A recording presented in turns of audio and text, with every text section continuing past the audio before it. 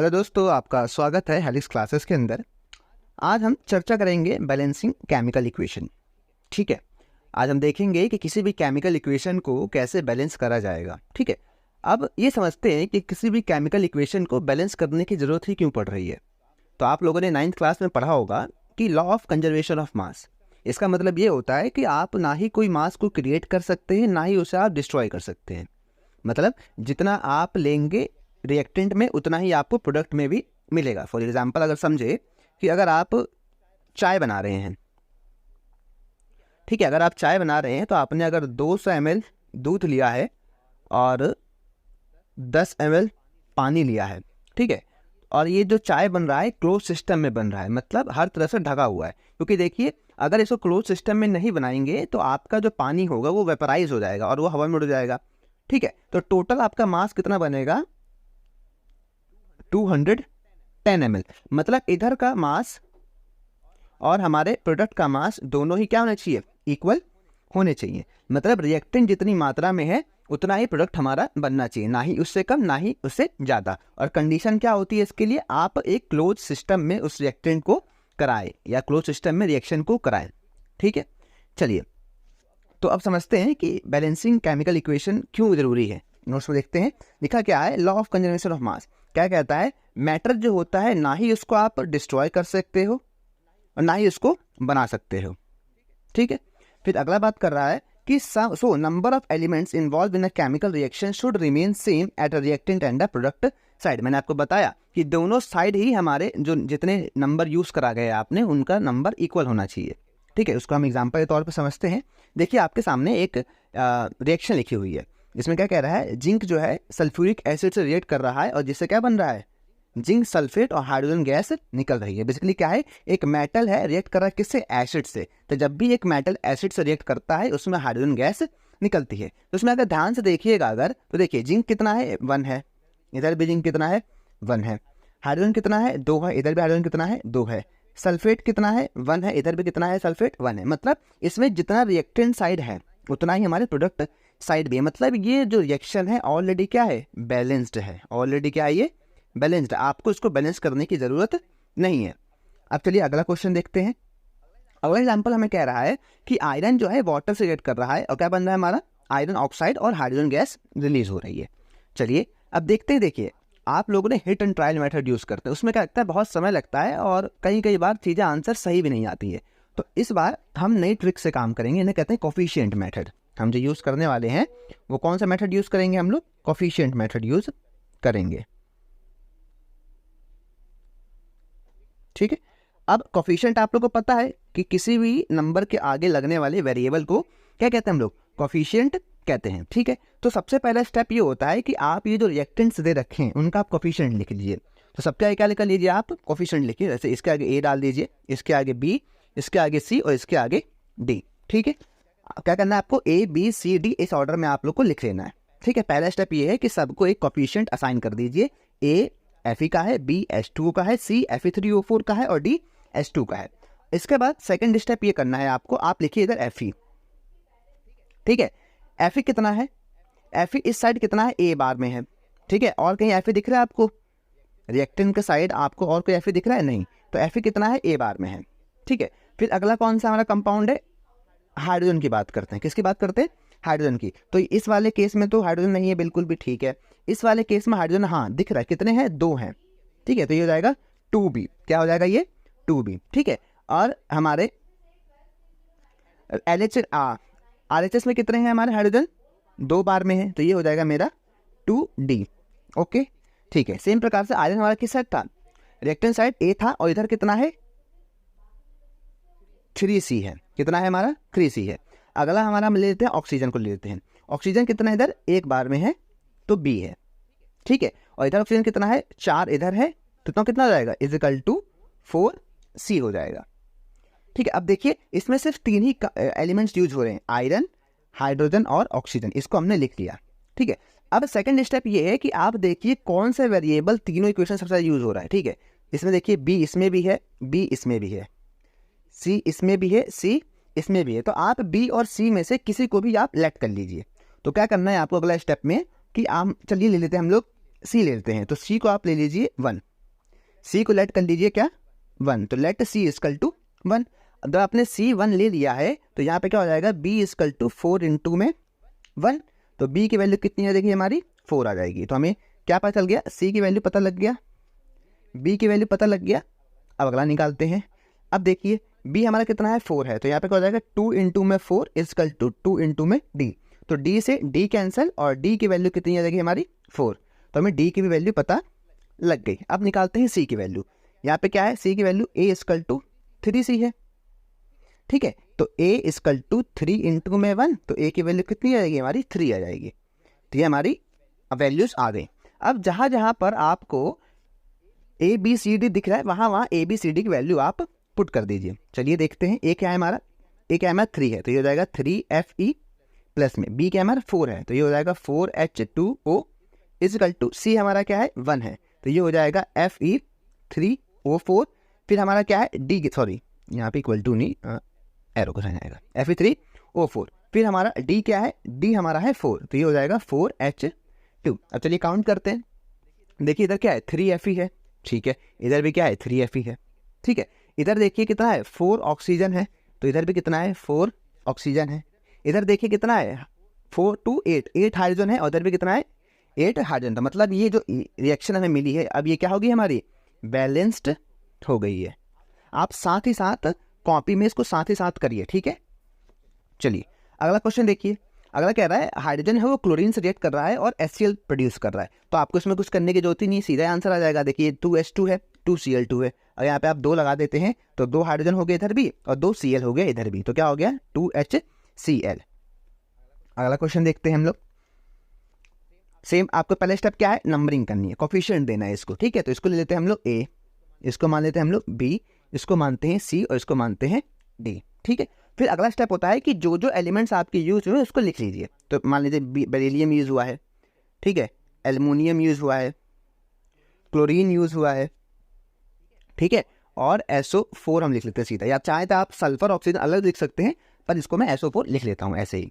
चलिए अब समझते हैं बेरिलियम रिएक्टेंट साइड कितना है। तो बेरिलियम अगर देख रहे होंगे तो कितना है पूरे इसमें है और इसमें सिर्फ ए के बार में है, क्या है ए बार में है। इधर देखिए बेरिलियम कितने बार में है तो सी बार में है, ठीक है। अब एल्युमिनियम की बात करते हैं, इसमें क्या है 2 एल्युमिनियम है और कितने बार में है बी है, तो क्या हो जाएगा ये 2b हो जाएगा। अगले में कितना है इक्वल टू डी है, तो इधर डी। क्लोरीन कितना है इधर 2 है और वो क्या आ जाएगा ये 2a हो जाएगा, ठीक है। फिर इधर देखिए क्लोरीन कितना है 3 है, तो इक्वल टू क्या हो जाएगा ये 3d हो जाएगा। अब SO4 कितना है इधर देखिए 3 बार में है, तो ये हो जाएगा 3b। ये क्या हो रहा है 3 SO4 को टोटल बोलेंगे ना मल्टीप्लाई हो रहा है, तो ये जाएगा 3b। और इधर क्या है SO4 1 बार में है सिर्फ, देखिए SO4 क्या है सिर्फ एक ही तो है, तो इक्वल टू क्या हो जाएगा C, क्या हो जाएगा C। अगला स्टेप हमारा क्या होता है कि देखिए इन चारों इक्वेशंस में हमारा सबसे ज़्यादा वेरिएबल कौन सा यूज़ हो रहा है, इसमें C है 2 बार C यूज़ हो रहा है, A 2 बार यूज़ हो रहा है, D, तो इसमें सब कुछ 2 बार यूज़ हो रहा है। तो आप चाहे कोई सा भी ले लीजिए। तो लेट सपोज करते हैं हम लोग C को ले लेते हैं 1, C इक्वल टू 1 ले लेते हैं, तो यहाँ पे A इक्वल टू C है, तो A इक्वल टू भी क्या हो जाएगा 1 हो जाएगा, ठीक है। तो हमारा A और C आ गया। अब अगला निकालते हैं हम लोग क्या। अब यहाँ पे देखिए B और D चाहिए, तो यहाँ पे A की वैल्यू डालेंगे 2 इंटू में 1 इक्वल टू 3D, तो हमारा D की वैल्यू क्या हो जाएगी 2/3, क्या हो जाएगी D की वैल्यू हमारी 2/3। अब हम निकालते हैं अगला किसकी वैल्यू B की वैल्यू। तो यहाँ पे क्या है 3b इक्वल टू क्या हो जाएगा 1, तो b की वैल्यू हो जाएगी 1/3, b की वैल्यू क्या हो जाएगी 1/3। चलिए फिर अगला स्टेप क्या होता है हमारा कि जहाँ जहाँ पर A B C D दे रखा है उनकी वहाँ वैल्यू आप पुट कर दीजिए। तो अगर पुट करेंगे तो हमारा ये कुछ मिलेगा, A कितना है 1 है, तो ये हो जाएगा BaCl2।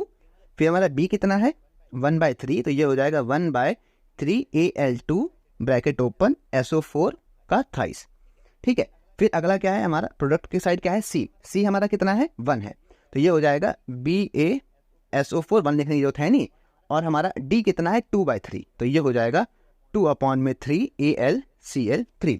अब एक चीज़ देखिए, मैं चाहता हूँ जैसे ये भी सही है, ठीक है, पर ये फ्रैक्शन में आ रहा है, तो मैं चाहता हूँ इस फ्रैक्शन को हटाना। तो क्या करूँगा 3 है, तो क्या करूँगा इस पूरे इक्वेशन को मैं 3 से मल्टीप्लाई कर दूंगा। जब मैं 3 से मल्टीप्लाई करूँगा तो ये बन जाएगा 3BaCl2 प्लस 3 आएगा यहाँ पर, 3 से 3 कैंसिल हो जाएगा, तो ये बन जाएगा Al2SO4 का थ्राइस और ये बन जाएगा हमारा 3BaSO4 और ये बन जाएगा 3 से 3 कैंसिल हो जाएगा ना, 3 से 3 कैंसिल हो जाएगा, तो क्या बचेगा 2AlCl3।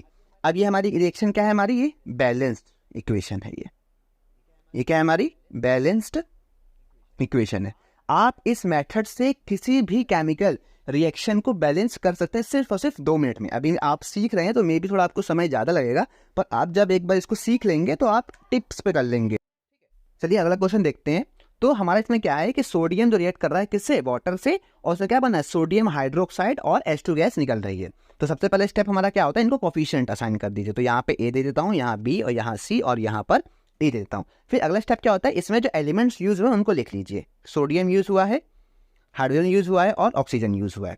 फिर ये कितने कितने मात्रा में है उसको वो लिख लीजिए। तो सोडियम किधर है, इधर रिएक्टेंट साइड A है, उधर कितना है हमारा C है, तो A इक्वल टू C हो जाएगा। हाइड्रोजन कितना है, इधर 2B है, ठीक है, इसमें सिर्फ हाइड्रोजन है। इसमें देखिए यहाँ पर भी हाइड्रोजन है और यहाँ पर भी हाइड्रोजन है, तो ये हो जाएगा इक्वल टू 2D और प्लस में C, क्योंकि यहाँ पे हाइड्रोजन 1 बार में है।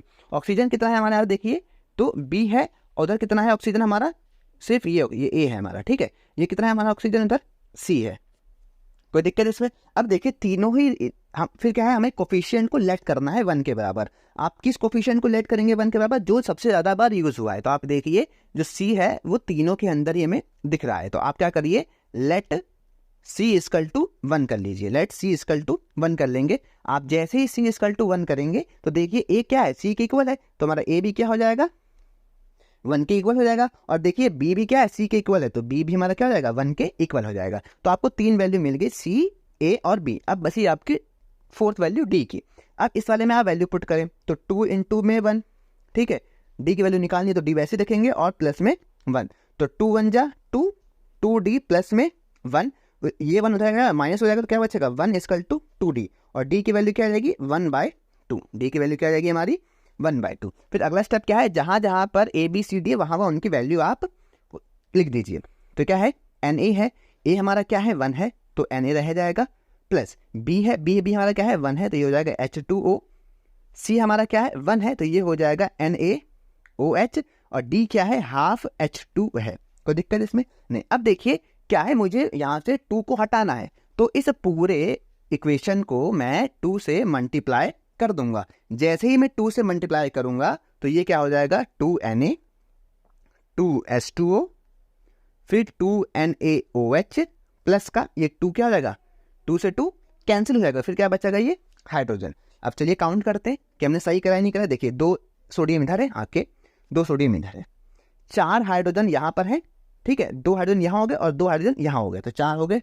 ऑक्सीजन कितना है, 2 है, और यहाँ पे भी क्या है, ऑक्सीजन 2 है। तो ये हमारी जो रिएक्शन है ये क्या होगी, हमारी बैलेंस्ड हो गई। क्या होगी हमारी, ये बैलेंस्ड हो गई। अगला क्वेश्चन देख लेते हैं फटाफट। अगला क्वेश्चन में फिर हमें क्या करना है, आपको A ले लीजिए, B ले लीजिए, C ले लीजिए और D लीजिए। जो जो एलिमेंट्स यूज लिख लीजिए। Na यूज हुआ है, ठीक है, हाइड्रोजन यूज हुआ है और सल्फेट यूज हुआ है, ठीक है, और ऑक्सीजन यूज हुआ है। देखिए सल्फेट को आप तोड़ के भी लिख सकते हैं, सल्फर ऑक्सीजन में। यहाँ पे देखो SO4 मैं इसको एक ही यूज कर रहा हूँ मैं। आप इसको अलग से भी करके आप कमेंट बॉक्स में दिखाइएगा, ठीक है, सल्फर ऑक्सीजन को अलग करके भी आप ट्राई कीजिएगा इसको। चलिए तो इधर देखते हैं हमारा A कितना है, सोडियम कितना है, इधर क्या है A बार में है, उधर कितना है हमारा 2C बार में, क्योंकि Na2 है, ठीक है। हाइड्रोजन कितना है यहाँ पे 1 बार में है, तो ये हो जाएगा A, इधर कितना है 2 बार में है, तो A प्लस 2B इजिकल्ट। इधर हाइड्रोजन कितना है हमारा, इसमें तो एक भी हाइड्रोजन नहीं दिख रहा, इसमें कितना है 2D बार में है। सल्फेट देखिए कितने बार में, इधर पूरी सल्फेट की बात कर रहा हूँ, तो कितने बार है, B बार में है, ठीक है, और इसमें कितने बार में है, C बार में है, ओके। और ऑक्सीजन की बात करें, आप इस ऑक्सीजन को आप नहीं गिनिएगा। जब आपने सल्फेट में इसको गिन लिया है तो आप इन ऑक्सीजन को आप नहीं गिनेंगे। बच्चे कौन कौन से ऑक्सीजन, एक ये वाला और एक ये वाला। तो ऑक्सीजन इधर कितना है, A बार में है, और इधर कितना है हमारा D बार में, ठीक है। अगला काम क्या है कि हमें किसी भी कोफिशिएंट को 1 के इक्वल करना है। किस वाले को, जो सबसे ज़्यादा बार रिपीट हो। तो देखते हैं A इसमें रिपीट हो रहा है, ठीक है, A इसमें भी रिपीट हो रहा है, A इसमें भी रिपीट हो रहा है। A को मान लेता हूँ मैं A, let A equal to 1। जैसे ही मैं A इक्वल टू 1 करता हूँ तो मेरा D इक्वल टू भी क्या हो जाएगा 1, क्योंकि A D के इक्वल है। फिर अगर मैं इस इक्वेशन में A की वैल्यू 1 डालूंगा तो C की वैल्यू क्या हो जाएगी 1/2। किस तरह, ये हो जाएगा A इक्वल टू 2C है, ये हो जाएगा 1 इक्वल टू 2C, तो C की वैल्यू क्या है हमारी 1/2। चलिए तो हमें क्या मिल गया, 3 वैल्यू मिल गई A, D और C। अगला हम निकालते हैं B। अगला क्या निकालते हैं, बी। चलिए अब देखिए बी क्या है हमारा, सी के इक्वल है और सी क्या है 1/2, तो बी भी क्या हो जाएगा 1/2, तो हमें फोर्थ वैल्यू भी मिल गई। अब अगला स्टेप क्या होता है कि जहाँ जहाँ पर ये कोफिशिएंट है वहाँ वहाँ पे इनको रख लीजिए। तो चलिए लगते हैं, क्या है हमारा NaOH प्लस में H2SO4 gives us Na2SO4 plus में H2, ठीक है। NaOH पे A कितना है 1 है, नहीं लिखना।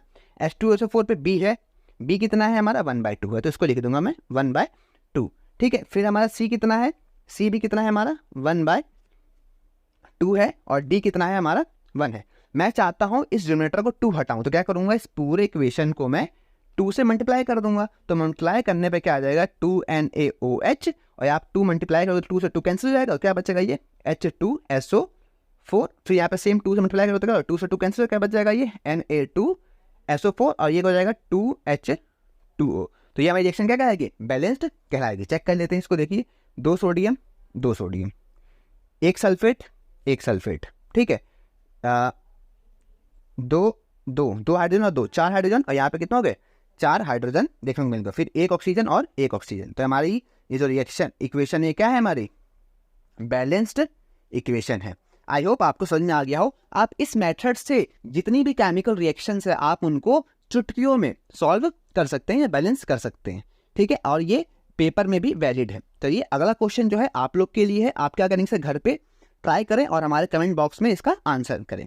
उम्मीद हो आपको समझ में आया होगा, तो क्या करें, अपने दोस्तों के साथ इसको शेयर करें, चैनल को सब्सक्राइब करें और लाइक करें। धन्यवाद।